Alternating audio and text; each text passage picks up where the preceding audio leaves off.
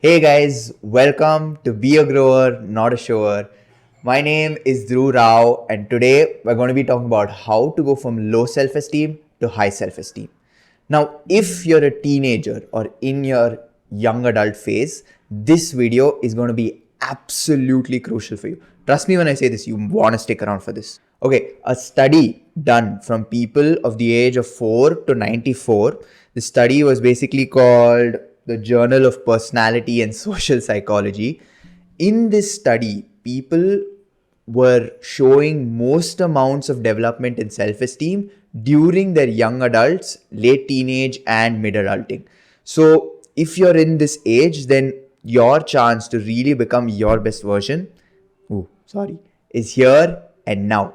I'm going to be breaking this down into three categories. We have got high self-esteem, low self-esteem, and building self-esteem. And further breaking it down into do's and don'ts for each category. Now, let's be honest. You guys have no reason to listen to me, but here's why I think you should. Because I have been somebody that's had decently high self-esteem, and I've noticed how the world can humble you real fast. And at the same time, I am building my self-esteem right now. In fact, with this video, with all of the videos that I've created, putting myself out there, being vulnerable, showing up, all of that stuff is really helping me build my self-esteem. So I can speak from personal experience from all different categories. All right, that being said, let's get right into it. Let's start with high self-esteem, the mindset of continuous improvement. So a study called the Journal of Personality and Social Psychology, the same one that I spoke about before, shows that people that actually set goals and go after them and achieve them show much more likely signs of increasing their self-esteem. So teeny tiny goals, they don't have to be big things. It could be the way you fold your underwear. It could be small things like that. All right, next point. This is something that is quite unspoken about. All right, it is healthy boundaries when it comes to relationships. If you know with the people that you're around where to draw lines, and if they know where they have to draw lines around you, you can have a lot of positive feeling towards yourself. Basically, they don't cross the line when it comes to speaking to you about certain things, and you just have that understanding with them. All right, next we've got cultivating the habit of active listening. A lot of times when we have high self-esteem, we think that, oh, we're on top of the world. Nobody can say anything that will be of any use to me. I have felt that way, like an arrogant bum. But when we have high self-esteem, if we really want to maintain it, it's really important to set our egos aside and just listen. Listen to what people have to say. Sometimes they might not have valuable information to share, but again, not the ego in me, just generally speaking, try to keep your ego away and just listen. Next, for another do for high self-esteem, we've got self-compassion and self-love. Basically, when we have high self-esteem, we think that, oh, nothing can affect us, we're on top of the world.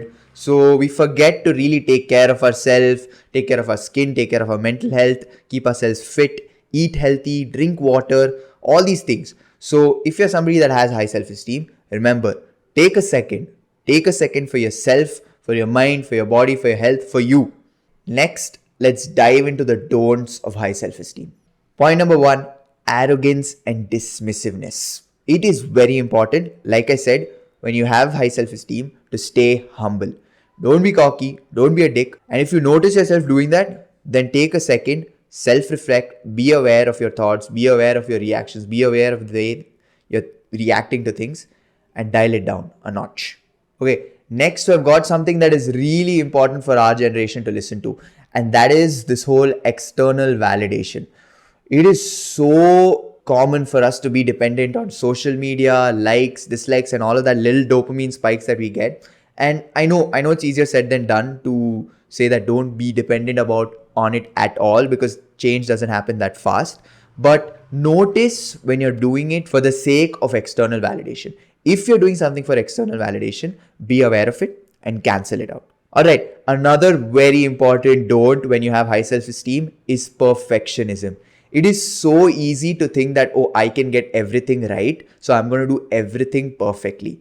It is not possible. Sometimes you're going to make mistakes, and honestly, like I spoke about in my previous video, if you haven't watched that, I'll have it linked down in the description or show up in the end of the video.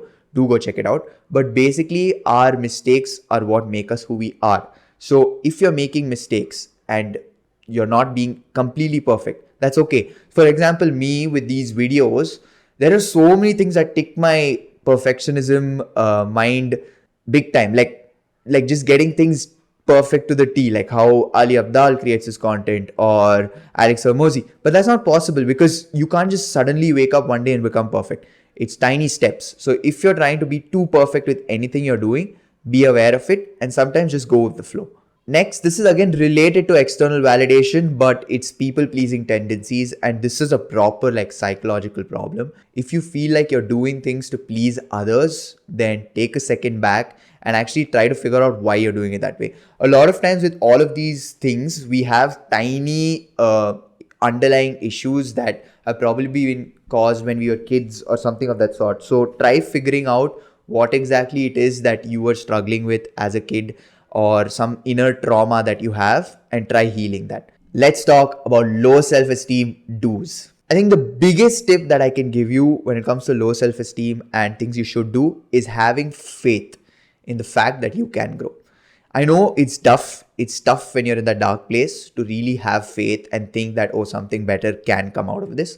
But you need to have blind faith. Just like how people have blind faith in God and a lot of other things, you need to have this blind faith that it is going to happen, it is going to work out, things are going to work out well for me. There's this book called The Growth Mindset, which is really good when it comes to thinking positive and growing and the actual psychology behind it. I'll have it linked down in the description. It's a really good book. My dad recommended it to me, a must read. Next, do for low self-esteem is embracing your imperfections. Look, we all have a lot of imperfections and some of us are just better at faking it than others. Like right now, for example, I am sweating like crazy. I sweat a lot. It's hot in Bangalore, and I sweat a lot. So embrace your imperfections. That's just who I am. I sweat a lot. I am a sweaty person. I'm going to be creating a video on that in the future too. The struggles of being a sweaty person. But embrace who you are. Accept who you are. Figure out again, like I said before. Figure out why you have these negative reactions towards those imperfections and try healing that inner child. We all have an inner child that has traumas and difficulties that they've dealt with. So sit with yourself, self-reflect, and really try to get down to the root of the problem. Now, another thing that I would say is very important that you do when you have low self-esteem, and that is trusting your instincts. A lot of times when we have low self-esteem, we just think that whatever we do is probably going to get messed up or going to be wrong in some way or the other. So scratch that and just trust your instinct. A lot of times you might even be wrong, but subconsciously your mind is working on things and figuring it out. So the next time when you do something, your mind just might naturally get it right. So trust your instinct. Okay, now the don'ts of low self-esteem. The first thing is comparing ourselves to others. Especially in the age of social media, it's really easy to see these people on social media with these beautiful bodies, beautiful skin. In fact, just yesterday or day before, I was watching Ranveer Alavadia's videos and I was like, how does this guy have such good skin? But that doesn't really matter. One, I wouldn't say that the problem is social media because, look, we can blame social media, but that isn't going to solve the problem because social media is not going to go anywhere. Instead, we can evolve as humans and realize that we're comparing ourselves. Be aware of our thoughts. And once you do realize you're doing that, cut it off. Again, that is eating away at our self-esteem. And especially if you have low self-esteem, it's very common. Now, another thing that I faced a lot of was self-doubt, especially when we face challenges and criticism. It's very important to take criticism with a pinch of salt and also negative self-talk. There's like this spiral that happens where somebody says something or you do something and it goes wrong and then you're just spiraling, like you're just drowning in the sea of thoughts where you're like, oh, I'm not good enough, I can't do this, I'm not good at this, and all of that stuff. So be aware. Again, the key emphasis is just being aware of your thoughts and noticing when you're doing all of this and just cut it off. Stop it. Like either you go do something else, talk to a friend, think about things from a third person perspective, all of these different things, but just stop yourself from that spiral. All right, the next point I've got is past failures do not define us, but they make us who we are in its own beautiful way.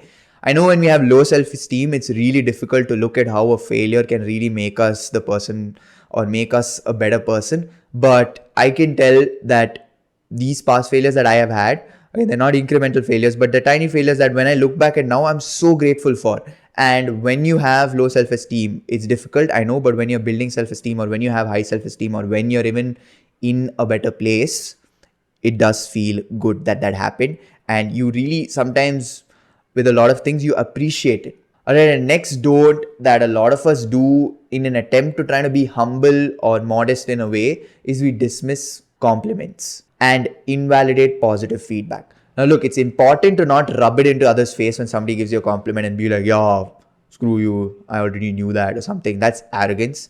And again, that you can be humbled real quick. So accept it. Don't deny. Like a lot of times when people throw compliments at us, we're just like, haha, sure, or something like that. Accept it. Just smile and say, yeah, thank you. That is nice of you. And don't be cocky. Just accept it. Alright, guys, before we get into building self esteem, which I'm sure a lot of us want to hear about, let's quickly talk about my weekly newsletter. I have just begun my weekly newsletter from this week going forward. They're going to be basically tidbits of inspiration, motivation, and struggles that you face that I also might be facing. And I'm just sharing my perspective of how I solved it. And I'm basically trying to build a community where where there are people who are involved in growing and bettering themselves and putting themselves in uncomfortable situations. So if you are of the same frame of mind, then do subscribe to my weekly newsletter. I'll have a link down in the description. I'm really looking forward to meeting some great people and exchanging some crazy ideas with people. All right, let's get right into the do's of building self-esteem. First thing is acknowledging fears and opening up about them. I have this one fear with body hair, right? I'm very hairy. I mean, I got that Mallu genes in me. So I grow a lot of hair. Facial hair, armpit hair, leg hair, NU hair. So this is me opening up about it, because that's actually a sign of strength in its own way, because I'm not scared about whether somebody will judge me for it or not. So if you're somebody that's building self-esteem, be vulnerable, but at the same time, don't overdo it. Don't do it for sympathy, because when you do it for sympathy, people generally have this understanding of when somebody is doing it to get attention. There are so many cases of this. You can look at Amber Heard's case with this whole Johnny Depp and all of that stuff. It at least from the outside, it was quite evident that there was a lot of sympathy involved in it. So don't do it with expectation. Do it when you're comfortable with yourself. Next, we've got celebrating your tiny goals and acknowledging them. So, for example, yesterday I have this daily to-do list. So I'd set this one of the tasks to just clean my laptop. When I cleaned my laptop, I honestly felt like, wow, I've done something. I'm actually winning in life. It's tiny things like that that really boost our self-esteem in ways that we do not realize, right? So set tiny goals. Again, achievable goals. Don't just go out and set some goal like I'm gonna build Burj Khalifa in JP Nagar or something like that. Set tiny goals that you can achieve and go after them. And once you complete them, when you keep compounding them, you actually do feel much better as a person. Next, we've got a supporting network. It is such a big asset if you have friends that can either listen to you or sometimes stop you when you're having those negative thoughts and spiraling, and actually acknowledge and reassure you of you and who you are, and you're not that person and you're better than that and all of that stuff. If you're somebody that doesn't have these people around you, then I have my Instagram link down in the description. You can always DM me and I could just listen to you or just stop you from the negative self-talk even if needed. So feel free to do that. But yeah, having a group of people that can actually listen to you is a huge asset. Now, the last do for building your self-esteem is embrace discomfort. I know we've all heard this quite often, but it's very important to put ourselves in uncomfortable situations. I cannot tell you the amount of positivity I feel right now in my life when I'm putting myself in uncomfortable situations. Like, it's difficult, I know, because every day you think about this comfort trap and how our minds is just programmed to be in that zone. With all of this content creation and stuff, it happens to me a lot of times where I'm just like, why do I have to do this? I can just sit and relax. I can just not edit right now. I cannot write the script right now. But It's just baby steps. Every time you feel that, okay, my mind is going back into that comfort zone, step out of it, step out of the thing, think about it from a third person perspective, and you will see that in the long run, it's not immediately like you do one thing that makes you uncomfortable, you don't automatically start feeling better. You got to do multiple things every day, and eventually it'll pile and you will feel better about yourself. All right, now let's talk about the don'ts of building self esteem. So, the first point is going to be material possessions do not define or make who we are. So, the things we do, the clothes we wear, the car we drive, the scooter we drive, the chappal we wear, the shoes we wear, it does not make us who we are. Okay. I know there's this whole idea that you got to look good, you got to look fancy, you got to look all dressed up, but that cannot, sure, you might want to do that, but that cannot define who you are. If you are not somebody that dresses up really fancy or wears really cool shoes or got this super cool watch, that's okay. Your personality and your story is what makes you unique, and that's what makes you who you are. So if you find yourself thinking that, oh, I'm not wearing the latest super cool shoes, whatever it is in your area, that means I'm not cool. No, that's wrong. All right, next for building self esteem is fear of failure and setbacks. Again, like I said in the beginning, our failures is really what make us who we are. If you think about it, a lot of times when you fail and you really come out of it, you have a story to tell. It's actually entertaining for people to hear comeback stories and all of that. So if you're somebody that's fearing failure, then notice that, okay, I'm fearing this because of no reason why. So for example, a lot of times when I go to the gym and I have to increase the weight, progressive overload and all of that, I get this, I don't know why, this stupid fear that's like, oh, I might injure myself and I might cause some problem that I cannot fix. And when I actually sat with myself and self-reflected, I realized that a lot of those thoughts occurred because as an athlete, I picked up a lot of injuries. And once I was able to figure that out, I actually started realizing that, okay, listen, you're not going to get injured if you know that you can lift this weight. And once I actually sat with myself and did that, it was really transformational, and I stopped fearing failure when it comes to progressively overloading and lifting higher weights. So very important for building self-esteem to not fear failure and setbacks. Now, the last point we have for a don't of building self-esteem is positive affirmations and not putting in the work. A lot of times in today's day, we've seen these posts where, put your affirmations, create your mood boards, and just put it out there and just go with life and do it every day and automatically they'll appear. That is actually very bad for your self-esteem because first of all, those affirmations are not going to come true, right? I've seen this in my personal experience where I've actually done the whole positive affirmations without any action, and the other side of it also where I've actually put in the action after putting the affirmation. And it's scary because a lot of the affirmations that I put are actually coming true right now. So and I'm actually putting in the work. So when you're actually putting out affirmations, make sure that you're going after them. It could be you start with tiny things, but keep going after it, because that's only when it's going to come true. And if you don't put in the action and you just put out affirmations, then when it doesn't come true, that's actually negatively affecting our self-esteem, because we put this goal out and it's not happening and we're like, oh shit, the universe is against us. All right, that's it for this video, guys. I just want you to know that the journey from low self-esteem to high self-esteem is not linear. It is tiny steps. You have to have perseverance. You have to have self-awareness. You have to be conscious of your thoughts, and you have to be wanting to grow. So if it's taking time, then believe in the process. Take it one step at a time. Really embrace the process. If you've been watching my previous videos, then you know that I've got a new microphone. So thank you so much to my sister for gifting this to me. 1% gains. So hopefully this makes the audio quality better.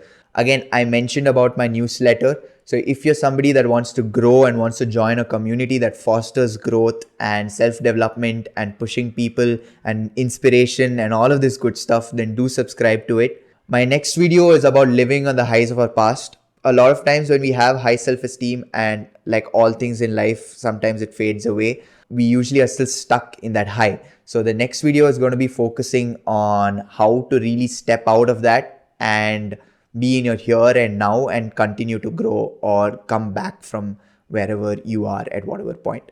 Thank you guys for making it this far into this video. I hope you enjoyed. If you did learn anything, then please like, share, and subscribe to whoever who could use this. Until next time, bye.